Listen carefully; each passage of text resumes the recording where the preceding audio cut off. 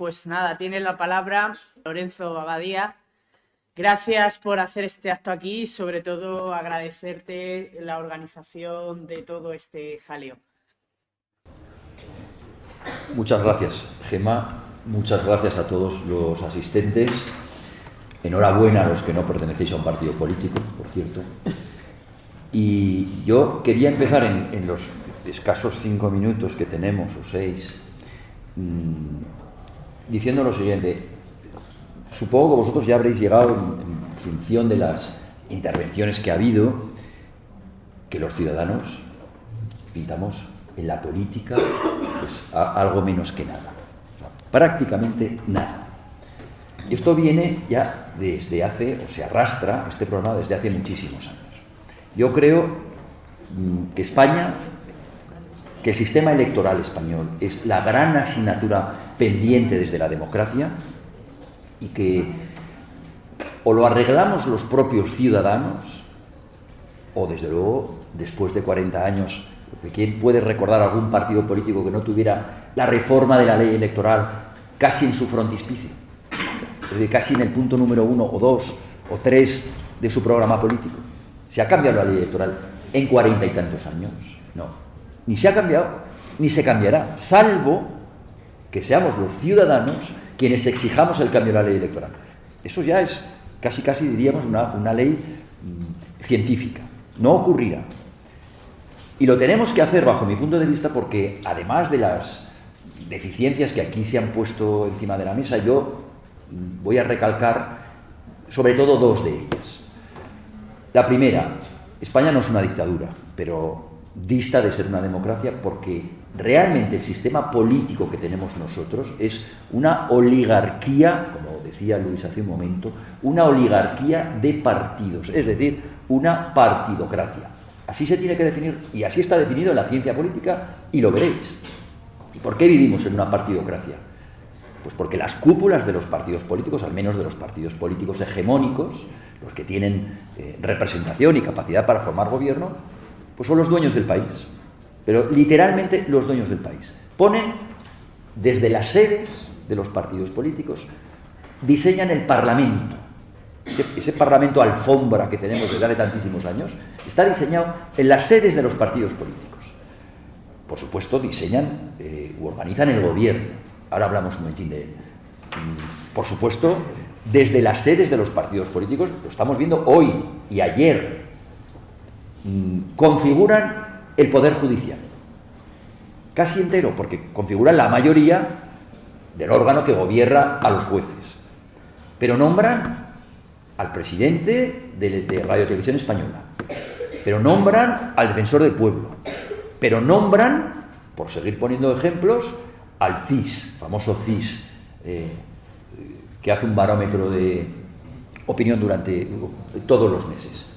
Al final, el que llega a la Secretaría General o a la presidencia, da lo mismo, de un partido político, resulta que ya sabe que va a ser el candidato, prácticamente, porque las primarias están muy bien y son absolutamente necesarias, pero habrá que cambiar primero la ley electoral, porque todos conocemos cómo son las primarias en España.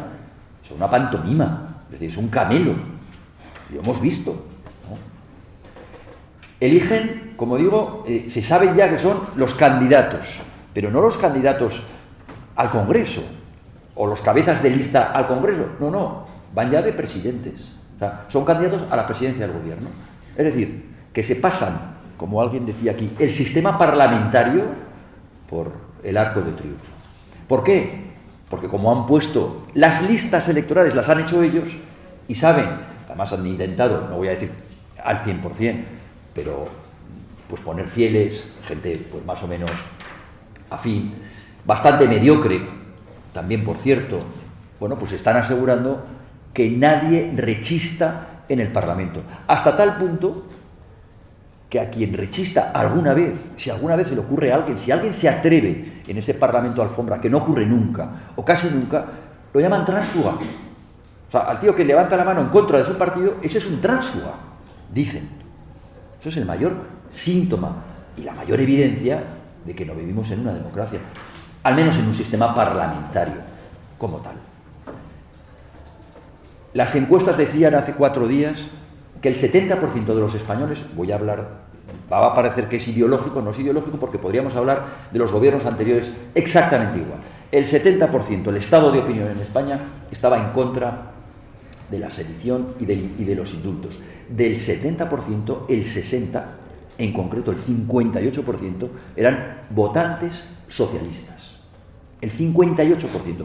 Y el 30 o el 32% estaba en contra. Bien. Es posible que del 50%, para que veáis lo poco representado que está el pueblo en el Parlamento, es posible que del 58%, tienen 120 escaños, pues saldría más de la mitad, tendría que haber 70 diputados en contra de la rebaja del indulto. 70. ¿Sabéis cuántos ha habido? 0. Pero es lo normal. Esto ha pasado 50 millones de veces. Ha pasado siempre. Y por supuesto, vosotros que sois estudiantes de ciencias políticas sabéis que el artículo 66, si no me equivoco, que es el del mandato imperativo, pues se rompe, 67.2. O sea, se viola casi en cada votación, porque la disciplina de voto exige el cumplimiento total y absoluto de esos diputados que se llaman representantes del pueblo y no son más que lacayos de las cúpulas de los partidos políticos. No son otra cosa. ¿Eso tiene algún efecto?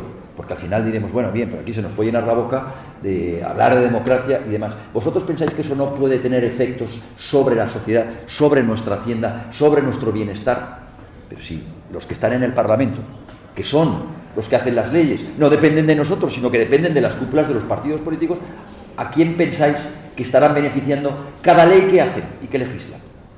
Pues lógicamente a los que depende de ellos depende. Y no trabajan ¿para qué? Pues para los que tienen que trabajar. Por eso estamos todo el día con 25.000 monsergas en ese Parlamento sin hablar de lo que realmente está afectando a la sociedad. ¿Cuándo se habla? Os voy a poner simplemente un ejemplo. ¿Cuándo se habla de los efectos que está teniendo ya la tercera fase, no la segunda, la tercera fase de la globalización? Y lo que está afectando, y lo que va a afectar a todos los puestos de trabajo, especialmente los de la gente joven. ¿Se nombra alguna vez en el Parlamento eso? Y es solamente un ejemplo. Pues eso es realmente lo que se está cuestionando y lo que se está debatiendo pues en los grandes foros y debates en todo el mundo. Pues en nuestro Parlamento, ni una sola vez. Segundo problema, para mí, absolutamente fundamental. Emilia decía, los partidos nacionalistas no están sobrerepresentados. Y es verdad, aritméticamente, es un error que la gente piensa, no están sobrerepresentados. Lo que está sobrerepresentada, a nuestro modo de ver, es su influencia. Es decir, llevamos 40 años que ya hemos convertido esa influencia en un auténtico chantaje. O sea, no es posible y no es concebible que en una nación, que lógicamente y en un país, un sistema político, al final, que está basado en las leyes que tenemos, en los derechos fundamentales y en el propio Estado de Derecho, lógicamente se tiene que hacer sobre algo. O sea, está basado en algo. Ese algo es la comunidad política, es la unidad política. Pero vosotros lo estudiaréis. O sea, cualquier constitucionalista parte de la base de que un sistema político se crea, se origina y se desarrolla sobre una unidad política que está conformada por una comunidad política. Atentar contra eso está penado o prohibido en todos los países de nuestro entorno, en casi todos los países de nuestro entorno. Me refiero a Portugal, a Italia, a Francia, a Alemania. Bueno, nosotros, lejos de no penar a los partidos independentistas y golpistas, lejos de no tenerlos penados, lejos de eso, lo que estamos haciendo es permitir que chantajeen cada día y en cada gobierno a toda la nación española. Ese chantaje se tiene que evitar de alguna manera. Tenemos que evitarlo como sea. No podemos, los gobiernos de España no pueden depender de quienes abominan de la idea de España. Yo me pongo como liberal en el lado, vamos a decir, contrario a Luis. Yo no tengo nada que decir con que Pedro Sánchez pacte con Podemos.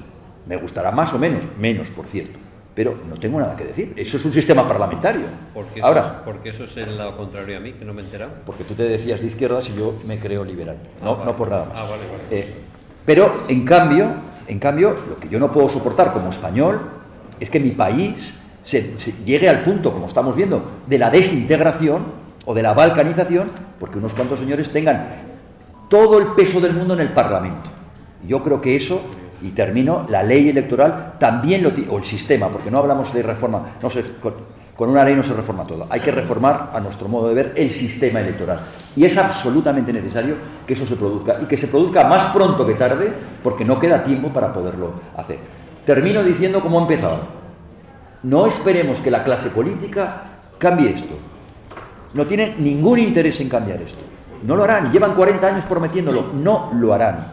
Por eso nosotros hemos abierto una campaña que se llama Otra Ley Electoral, que recoge firmas, porque estamos convencidos, no llevamos muchas, llevamos unos cuantos miles, pero estamos convencidos que solo a través, primero de decenas de miles, después de cientos de miles y finalmente de millones de firmas, que el sistema político español se podrá cambiar. Sin eso, sin el apoyo o la fuerza o la exigencia de la ciudadanía, es absolutamente imposible que esto cambie. Hasta aquí. Bueno, muchísimas gracias. Vamos a ver, una pregunta. ¿Quién nombra al Tribunal de Cuentas? Claro, ahí está la pescadilla que se muerde la cola. Ahora no recuerdo si es el Gobierno o el Parlamento, da lo mismo. Los representantes de la ciudadanía elegidos democráticamente. Es decir, el felpudo del Gobierno o de los partidos políticos. Habrá una sede en un partido, en cualquier sede de cualquier partido político, que dirá: este señor va a formar parte del Tribunal de Cuentas. Irán, y a partir de esa decisión ya tomada, se hará el trámite.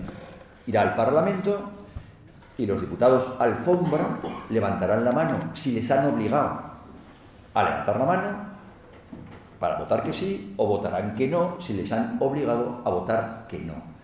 Y vuelvo a decir, pasa todas las votaciones que se hacen casi cada día o cada semana desde hace 40 años.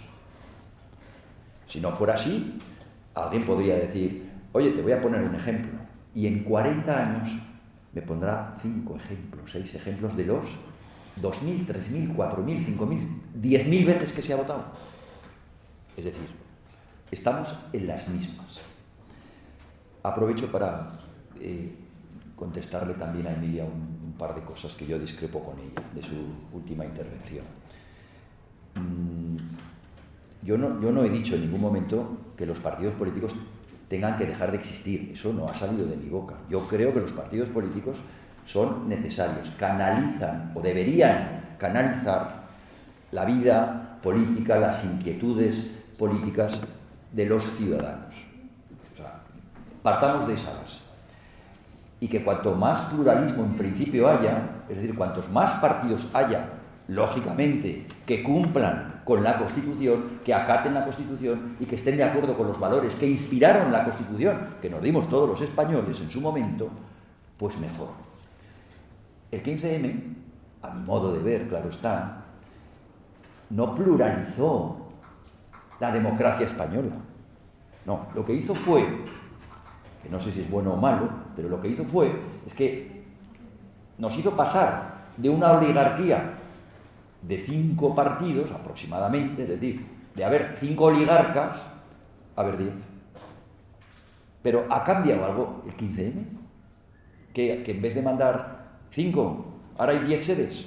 Pues si somos 50 millones de personas, ¿qué más da que haya 5 que haya 10? ¿En qué ha cambiado eso? Que al final las decisiones y al Tribunal de Cuentas lo nombran pues la suma de 5 oligarcas en vez de 3. Disculpa un segundo, ¿tú quién crees que debería nombrar a los órganos constitucionales al Tribunal de Cuentas? O sea, ¿cuál es la alternativa? Sí. Un parlamento libre, no un parlamento lacayo.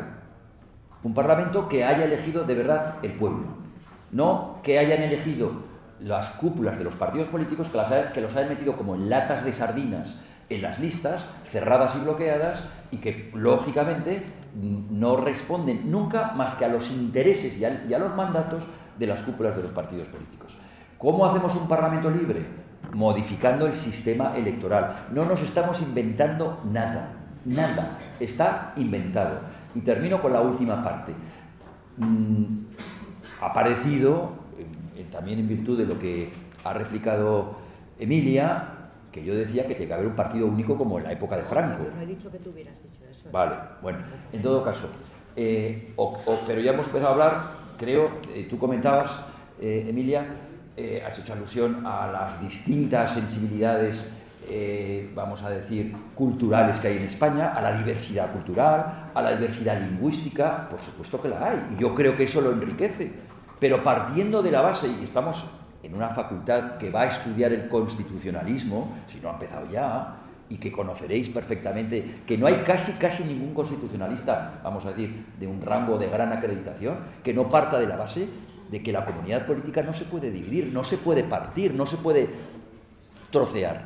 Lo que nosotros, o yo en persona o personalmente, digo, es que si hay partidos, ni siquiera me atrevo a decir todavía que los partidos independentistas tengan que estar ilegalizados. Yo lo que digo es que los españoles que no creemos que nuestra nación se pueda trocear y que esté sometida a un chantaje permanente en el Parlamento, lo neutralicemos ese chantaje. Y solo se puede neutralizar si cambiamos la ley electoral. Eso es lo que yo quiero dejar claro. No digo otra cosa. ¿Y cómo se puede hacer eso? Muy sencillo. Oiga, usted no cree en España, solo cree, por ejemplo, solo cree en Cataluña. Preséntese en Cataluña, que para eso tiene una comunidad autónoma en Cataluña y un ayuntamiento en Barcelona y otro en Sabadell. ¿Pero por qué viene usted a chantajear al resto de la nación española todas las legislaturas, que es que no hay una ley, y no hay una ley que no se apruebe si no ponen la mano estos señores? Y una cosa es poner la mano, que hasta allí, bueno, pues digamos que habíamos podido transigir, y otra cosa es que ya no están poniendo la mano. O sea, están cambiando las leyes. Y del próximo día nos lo han dicho, nos lo han advertido. Ahora va a ser muchísimo más barato volver a hacer un golpe de Estado. Lo acaban de decir, si no lo digo yo. O sea, coged la prensa. Ayer Otegi lo volvió a decir. Es un ejemplo. Lo dijo también, no me acuerdo cómo se llama, el presidente de la Generalitat Catalana. Aragonés dijo lo mismo. Ahora va a ser mucho más barato volverlo a hacer, porque lo vamos a volver a hacer. ¿Qué país civilizado permite eso? Bueno, yo creo que no lo Una, van a hacer, una pero- cosa más quería decir en relación con con la financiación. Yo, que he sido un admirador del sistema político americano, es verdad que está degenerando y que se está mercantilizando. Es decir, que al final o tienes muchísimo dinero para hacer una campaña o no sales elegido, aunque el sistema como tal, a mi modo de ver, no sea malo, la esencia. Pero yo creo que la financiación privada, que yo no la quitaría, pero la limitaría muchísimo. Pero muchísimo es, en el caso de los Estados Unidos, igual hay que quitarle 2 o 3 ceros a cada campaña, 2 o 3 ceros. No la quitaría del todo, pero sí que la limitaría. Bien, empezando por el último, que yo creo que es dentro de lo que cabe, lo más sencillo. Desde Maquiavelo Maquiavelo separó la política de la moral, ¿no? Y dijo, la política es una lucha por el poder que no tiene nada que ver con las cuestiones morales, y bajo esa lógica más vale que los que observamos y contemplamos la política, pues la contemplemos, porque no nos encontraremos prácticamente otra cosa. Yo discrepo en cierta medida, no del todo, pero en cierta medida. Al final, porque la alternativa a lo que tú planteas sería que hubiese siempre el mismo gobernante, porque al final así dentro de 45 años le podríamos pedir cuentas, pero eso tiene unas consecuencias absolutamente nefastas para otras cosas, ¿no? Al menos para los que nos consideramos demócratas, sí, en el sentido de que tiene que haber una alternancia en el poder, más o menos continua. Yo pienso que a veces que hubiese solo un mandato, pero un poco más largo, podría ser bueno en el sentido de que no estás trabajando para la reelección, más bien trabajas para la historia, te puede importar más o menos. Estos días veíamos que a algunos sí le importa, pero bueno, yo creo que en ese sentido está bien así, está bien como está. En relación con las listas y el programa, pues estos días también tenemos una respuesta muy rápida. Tú ponías un ejemplo, que era una hipótesis, porque ese en concreto no se ha producido. Pero vayamos a uno que se ha producido, que es el que acabo de nombrar yo antes. Una persona se presenta con un bagaje previo, y por lo tanto todo el mundo entendía que lo iba a continuar, que estuvo a favor de la intervención de Rajoy, aplicando el artículo 155 de la Constitución, por el golpe de Estado catalán, que llegó a decir que el delito de sedición no era el aplicable a los golpistas, sino que era el de rebelión. Tengo, que esto viniendo en el AVE, he recogido los datos y la noticia por si alguien lo quisiera ver. Está recogido además de diario.es, no creo que sea sospechoso de estar en el otro lado. Está recogido allí. Bien, además, el 70% de los españoles y el 60%, casi el 60%, de los votantes del Partido Socialista están en contra de lo que ha hecho. Vuelvo a decir, y hay 120 diputados. No suena, no chirría, absolutamente. Decíais, no, votamos el programa. Sí, precisamente por eso. Quien haya votado un programa. El gobernante de hoy, olvidaros de quién es, o sea, olvidémonos de la ideología, ¿vale? Que podía ser no, que ocurrió muchas veces también en el otro lado, con la derecha en el poder.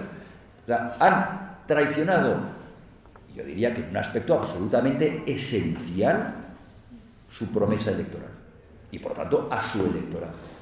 Y ahí está. ¿Por qué?